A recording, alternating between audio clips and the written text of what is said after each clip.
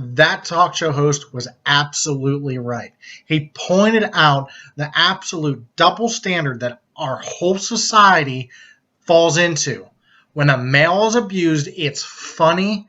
And when he's an actual abuse victim, he is not believed, he is belittled, and he is vastly ignored. And in fact, today, he is more likely as a victim to be arrested for domestic violence than have his perpetrator arrested for domestic violence. There is no denying that there are many human rights issues that uniquely or disproportionately affect men. In this country, fathers are not second-class citizens. I know there are a lot of people out there, including judges and probation officers, who still don't get that message, but fathers are not second-class citizens. Sometimes they're actually better parents.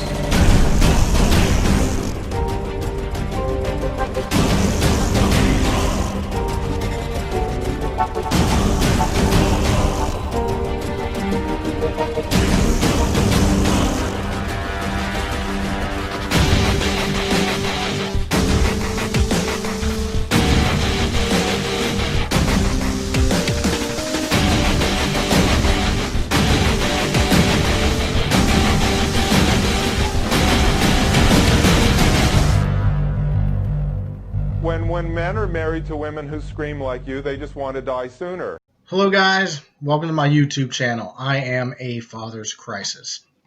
Today we're going to talk about domestic abuse when it happens to men. I did a TikTok a little bit ago and I got great responses from men that they had went through being falsely accused of domestic violence when they were actually the victims of the violence. So we're going to go through different life situations and how you are to deal with these things, because as men, we don't have the same options that women do. Women can simply call the police, point their finger, and cart a man off to jail, whether he did it or not. Men, we do not have that same luxury. The unfortunate truth is, and if you know my TikToks, you can go to the video that I'm talking about, you will see many men who suffered this, and even a woman who said that she called the cops on her neighbors because the woman was beating her husband up. The husband actually ended up getting carted off and arrested.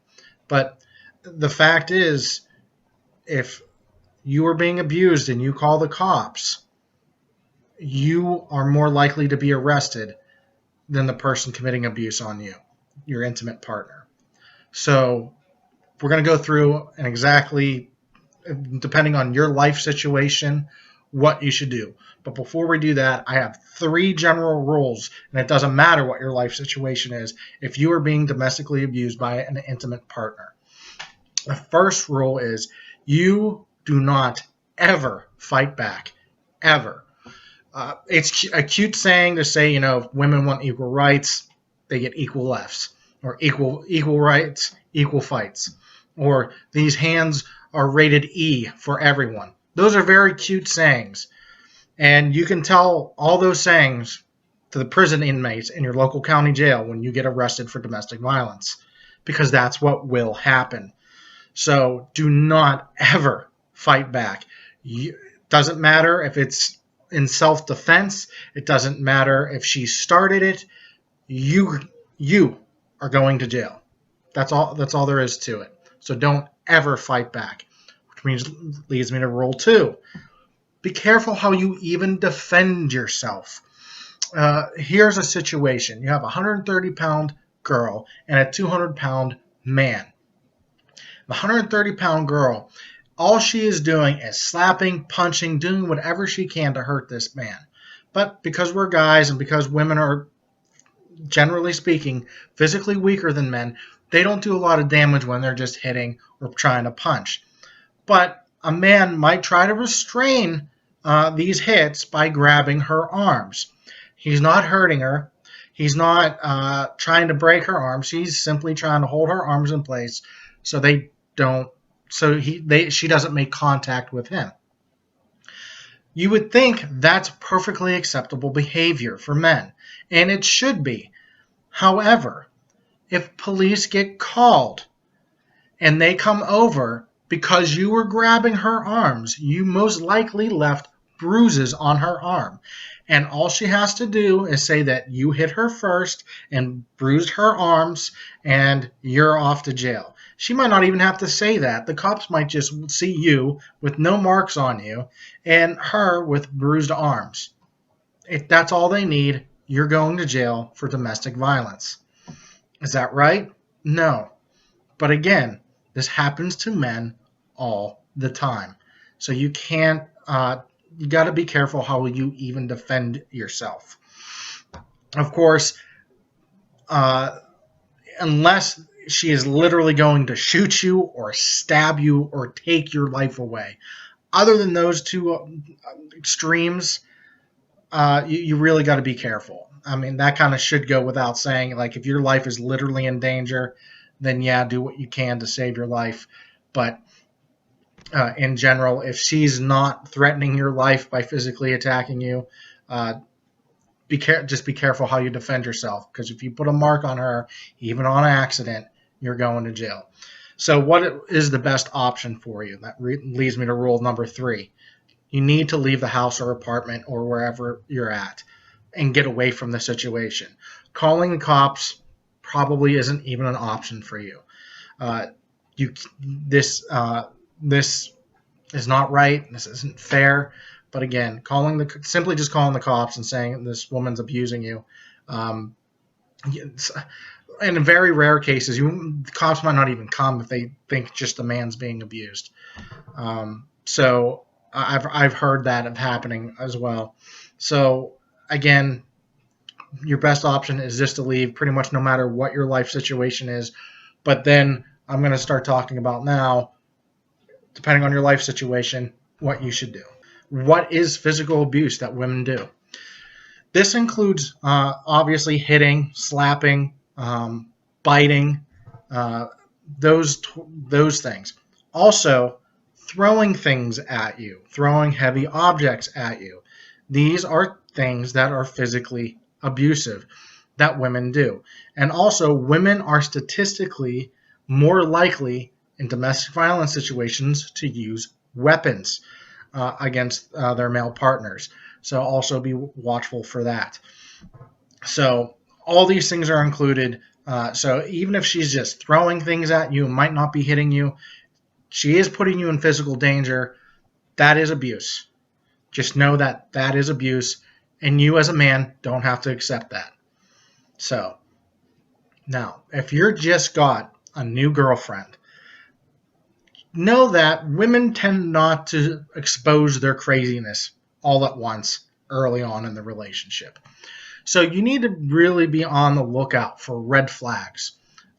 Easily angered, it could be a red flag that violence is shortly on the list. If she starts throwing things, not specifically at you, but throwing things or destroying things, has a very short temper, these are red flags for violence. It really is. You really have to be watchful for it because her anger could turn toward you. She could start throwing objects towards you and start hitting you down the road. It's best just to avoid the whole situation as soon as it comes up. And if she's just a new girlfriend, you dump her ass. Pretty simple. Don't have to really do anything. And of course, if she hits you while she's a new girlfriend, you just leave the relationship. That's it. Avoid her. Don't talk to her. Erase her from social media. Erase her number. Don't ever talk to her again. That's it. So, but if you're more serious or you ignore the red flags and she's basically a live-in girlfriend now, things get a little more complicated. Just again, a general rule, never, ever put your girlfriend on the lease and certainly not a mortgage for a house. Don't ever do that. Because now you'd be getting a whole host of other issues. However, that does happen if she is on the lease or if she's on the mortgage. You really need to start thinking about maybe getting a nanny cam that she might not know that's a nanny cam, or get a home security system where you're putting uh, cameras in rooms where this domestic abuse is taking place, and you can kind of play it off as, well, this is just for home security. You can maybe get away with that, because at that point you're probably going to need proof of physical abuse, because again, after you leave during one of these situations, what you want to do is file a PFA, a protection from abuse order, or a restraining order. Different areas have different names for these things, but that's what you want to do. And if you have video evidence of her physically abusing you and you're not retaliating, you certainly didn't start the physical abuse, that will help you out very much getting a protection from abuse or restraining order. Now, women get these restraining orders and PFAs on the regular. They're very easy for women to get, because all a woman has to do is convince a judge that she's simply scared of this man, of her boyfriend or her ex-husband, because most of the time they're granted. I believe the statistic is 70% of PFAs or restraining orders are granted without any violence being occurred. So when there's no violence occurring and 70% of restraining orders and PFAs are still being granted, violence isn't even part of the evidence for women. And women are the ones mostly getting approved for these PFAs and restraining orders. But as a man, it might be a little bit harder. So you might want to have more proof, and that's a lot easier to get when you have video evidence, irrefutable evidence at that point. That way, even when you have the video evidence, she can't claim that, oh, well, he hit me first. Because if she does try to claim that, and then you have the video footage, now you got her lying to the police, lying to the judge, and just being known as a lying, manipulative person. So you'll be able to, again, win that court battle. And so now you have a PFA. Now she can't even be in the same place that you're in. So that really helps in evicting her from the place, because if you do not get that PFA and she is on the lease, if she wants to, she can make a huge big deal about it, and you have to go through a whole eviction court, and that could take months to do. It could be really bad, and usually your landlords can't help you that much with it. It can be a total disaster. But once you have that PFA, they're not allowed to be there. They're going to have to get their stuff, and the police are going to have to be there to make sure things are civil when she gets her stuff.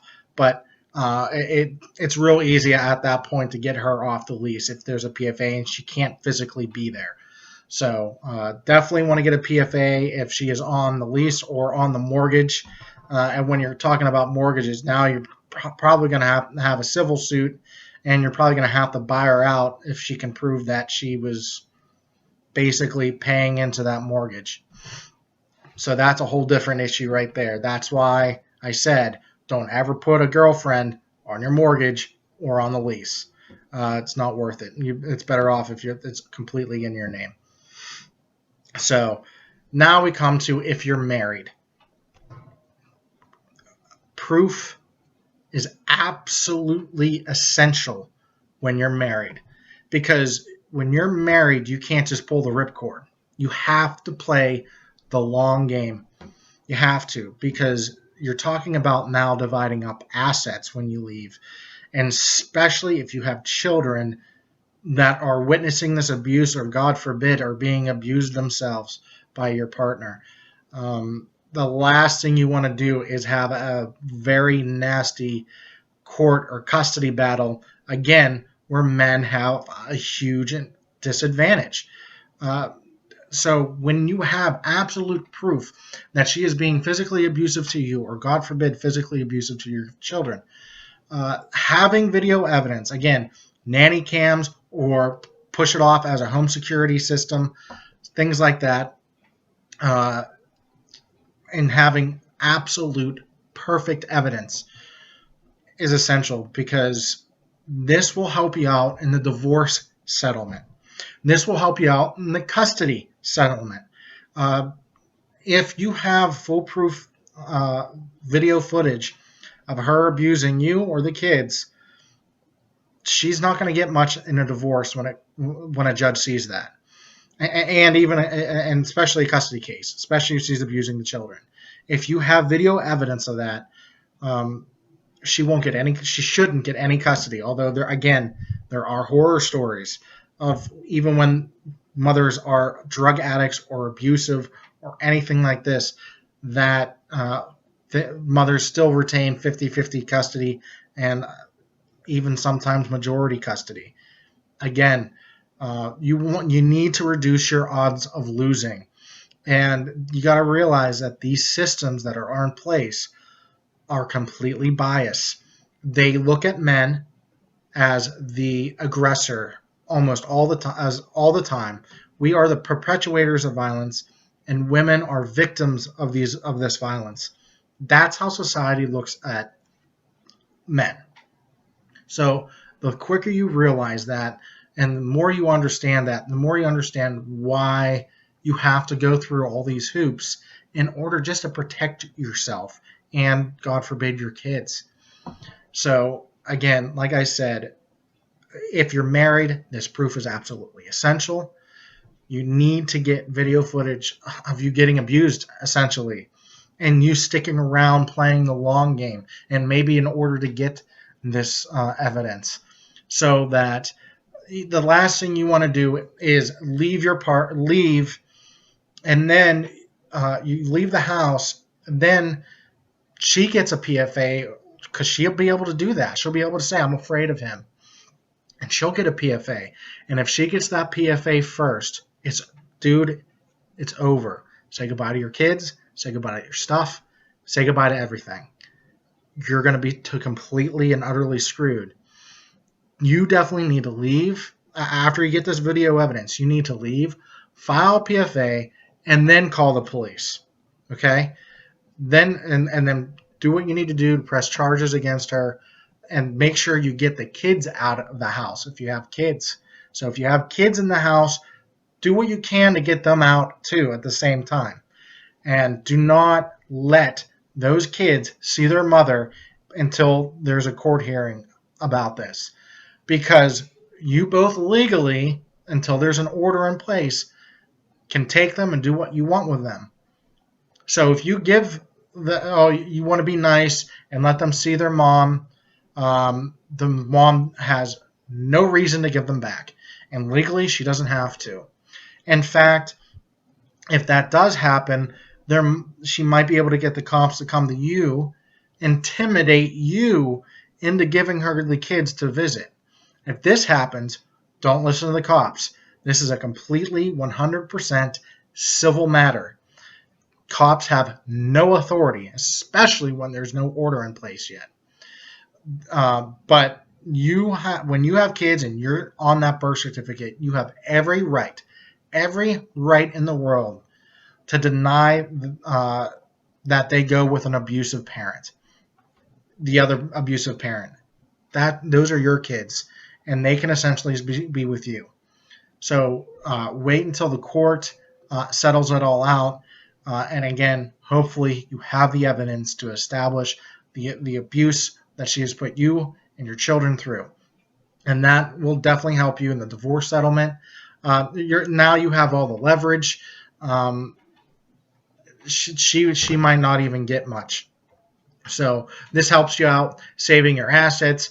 But the most important thing is saving your children if you have them. That's the biggest thing. So that's pretty much it when it comes to domestic violence and how men should handle it.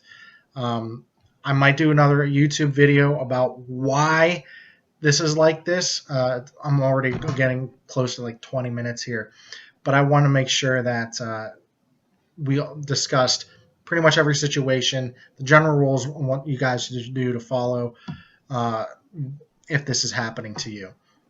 But if this is happening to you, I want you to know you're not alone. Many men go through this. Many men have been abused and then been arrested for domestic violence, have spent years in prison, even probation, having to take batterers prevention classes when they themselves were the victims, and they are not believed.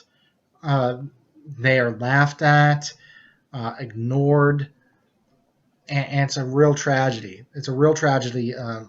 But that's why that's why I'm doing this. I'm making this YouTube video. That's why I have my TikTok and my Instagram where I talk about men's and fathers' rights issues. It's important that we know this and that we know that we're not alone if we face this. So, again, I want to recap my first 3 rules. Don't ever fight back. You will get in trouble. She will not. Be careful how you defend yourself. You defend yourself and accidentally put a mark on her, you're going to jail, not her. And 3, the best course of action is to simply leave the house. Do not call the cops. Again, because you are more likely to be arrested than her. So this isn't right. It's not fair. But like I said, if this does well, I'll do a part 2 kind of and basically tell you why this is happening. It's basically because of the Duluth model. That was a feminist. They all got together, all these feminists, to talk about domestic violence and ways to fix it. And of course, it's all man-centered, believing that men are violent and are perpetrators of violence, and women are primarily the victims of it. So I can probably do a whole nother 20-minute video just on the Duluth model. So thank you so much. If this was helpful in any way to you or eye-opening, please like, comment, and please subscribe to my channel. If I can get more followers, I will put more YouTube videos up way more often. So hope you enjoyed. I'm also going to upload this on BitChute and maybe other places as well. So look for me there. My name is always going to be A_fathers_crisis. So again, thank you so much. Have a great day. I hope this helps, and I hope you're not in this situation. God forbid.